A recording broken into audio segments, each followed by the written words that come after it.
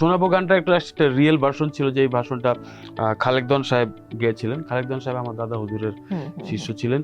তো ওইখান থেকে আবার আমার মা যেহেতু এই বাড়ির বউ, শাসাব বাড়ির, তো উনি আবার ছোটবেলা আমি তখন আম্মার কোলে আর কি, আম্মা তখন সিলেটে গিয়েই এই গানটা অন্য একটা ভার্সন। আপনি তো প্রথম আসলে গান শিখেছেন মায়ের কাছে। জি, মার কাছ থেকে।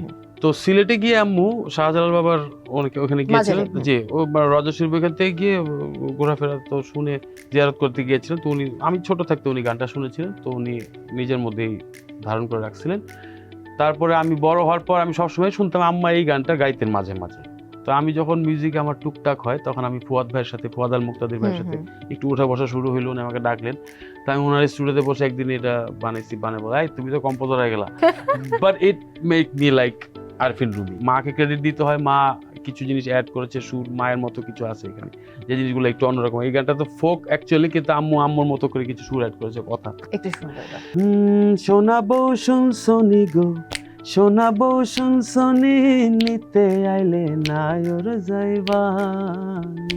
শোনাবো শুনছনি গো, শোনাবো শুনছনি, নিতে আইলে নায়র যাইবানি।